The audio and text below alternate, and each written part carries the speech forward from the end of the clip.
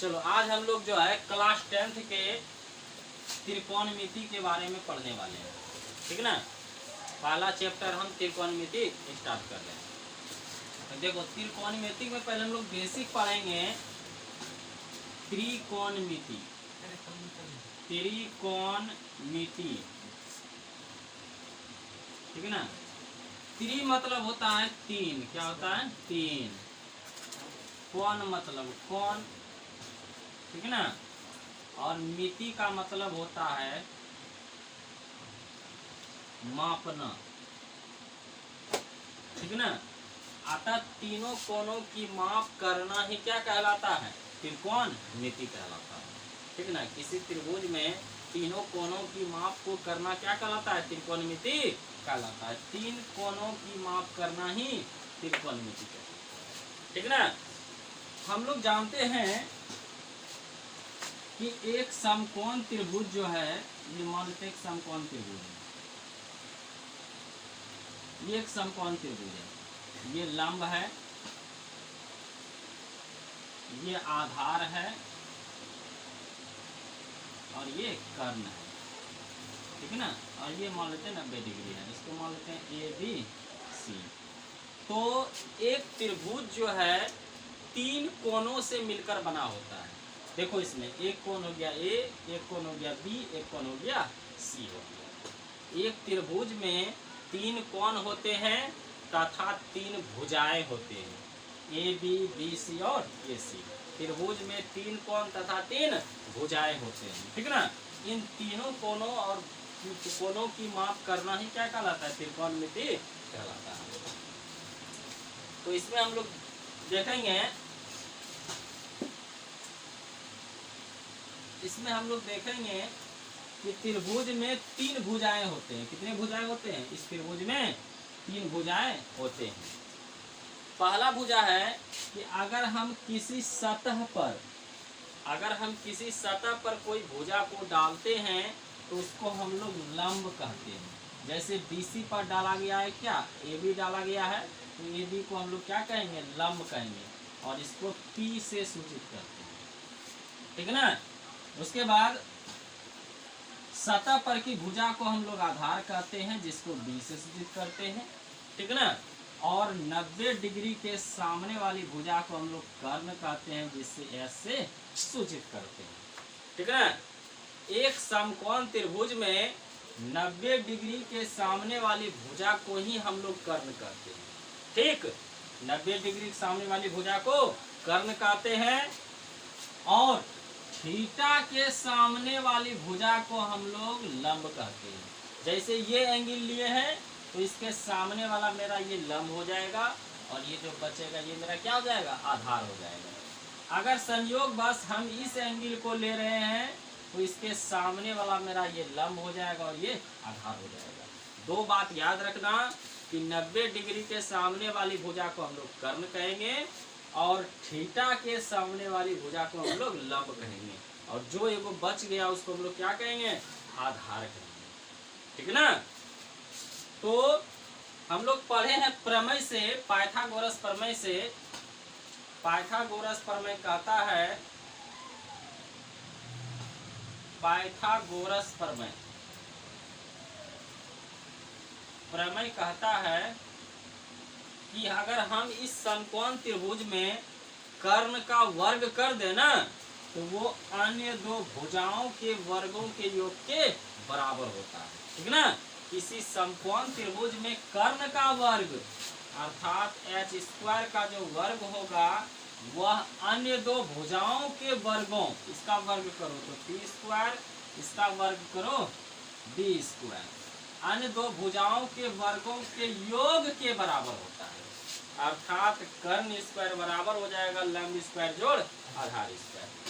चलो h² बराबर हो गया मेरा p² प्लस b²। इधर से हम क्या करेंगे, रूट हटा देंगे तो इधर क्या आ जाएगा, इधर से स्क्वायर हटाएंगे इधर रूट आएगा तो p² प्लस b²। इसको मान लेते हैं समीकरण फर्स्ट मान लेते हैं। अर्थात अगर हमको लंब और आधार दिया रहे तो हम कर्ण आसानी से निकाल सकते हैं, ठीक ना। अब दूसरा देखते हैं सूत्र, हम यहीं से आते हैं। क्या है, एच स्क्वायर है ना, एच स्क्वायर बराबर P square plus B square. ऐसा करते हैं, पी को इधर ले आते हैं, तो इधर प्लस में तो इधर आएगा माइनस में हो जाएगा माइनस पी स्क्वायर, बच गया इधर बी स्क्वायर। इधर से स्क्वायर हटा देते हैं तो इधर क्या आएगा रूट, तो H square minus P square. ये हो गया दूसरा पद।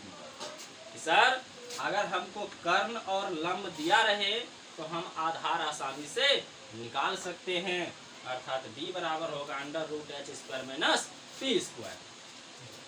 अब तीसरा हम निकालते हैं, तीसरा यहीं से आते हैं, देखो फिर एच स्क्वायर है ना, अभी ऐसा करो b को इधर भेज दो, तो ये प्लस में इधर आएगा क्या हो जाएगा माइनस में, और इधर मेरा बचा क्या पी स्क्वायर। अब इधर से स्क्वायर हटा दो तो इधर क्या आएगा रूट आ जाएगा H square minus B square, इसको मान लेते हैं समीकरण 3। अब देखो तीसरा सूत्र निकल गया कि अगर कर्ण और आधार दिया रहे तो हम लंब आसानी से निकाल सकते हैं। नहीं, इन्हीं तीन फॉर्मूलों का जो हम लोग उपयोग करेंगे आगे चल के, कि अगर कोई दो भुजा दिया रहे तो तीसरी भुजा को हम आसानी से निकाल सकते हैं। चलो इसको उतार लो।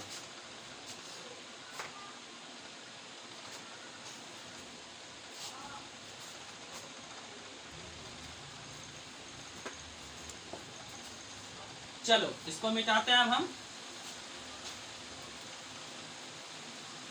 अब आते हैं,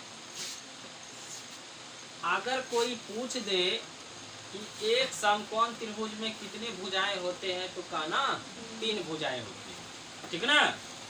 अब निष्पत्तियां कितने होते हैं, एक त्रिभुज में निष्पत्तियां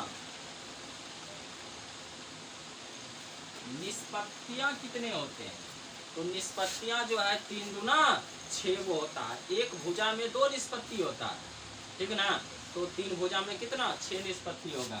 जैसे हम बात करते हैं इसकी लंब की, ठीक ना, इस लंब की बात करते हैं, तो देखो लंब और ये आधार की बात करते हैं, तो हो जाएगा लंब बटे आधार, ठीक ना, और दूसरा निष्पत्ति इसका उल्टा कर दो, आधार बटे लंब हो जाएगा, नहीं हो जाएगा।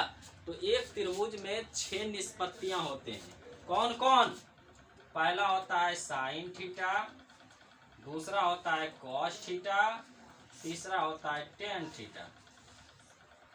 साइन कॉस और टेन थीटा, ठीक ना।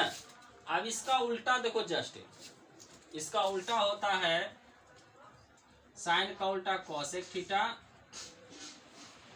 कॉस का उल्टा सेक थीटा, और टेन का उल्टा कॉट थीटा, ठीक है ना। ये 6 निष्पत्तियां होता है। अगर कोई पूछा जाए ये 6 वो क्या है, तो कहना ये सब क्या है, सब निष्पत्तियां हैं। क्या है, निष्पत्ति है ये सब, ठीक है ना। इन 6 को हम लोग निष्पत्तियां कहते हैं, त्रिकोणमिति निष्पत्तियां हैं। तो चलो लिखते हैं, साइन थीटा बराबर होता है p/h, क्या होता है p/h, अर्थात लंब बटे कर्ण। कॉस थीटा बराबर होता है b/h, आधार बटे कर्ण, और टेन थीटा बराबर होता है p/b, लंब बटे आधार, ठीक है ना। इसी का उल्टा, साइन का उल्टा कोसेक है, p हो जाएगा p/h है ना, इसका उल्टा हो जाएगा h/p। कॉस का उल्टा सेक है, कॉस b/h है, तो सेक हो जाएगा h/b। टेन थीटा p/b है, टेन का उल्टा कॉट होता है, तो हो जाएगा b/p। नहीं, ये 6 निष्पत्तियों का सूत्र है, ठीक ना। इसको हम लोग आसानी से भी याद रख सकते हैं ट्रिक के माध्यम से। देखो ट्रिक के माध्यम से भी इसको हम याद रख सकते हैं। जैसे देखो p/b/h, p/b/p, यही है ना, p/b/p, ठीक ना, और नीचे है h/h/b, है समझ में, p/b/p h/h/b। नहीं, जैसे इसका ट्रिक होता है, हिंदुस्तान हरा भरा,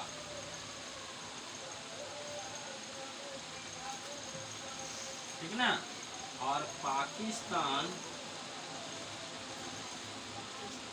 भूखा प्यासा।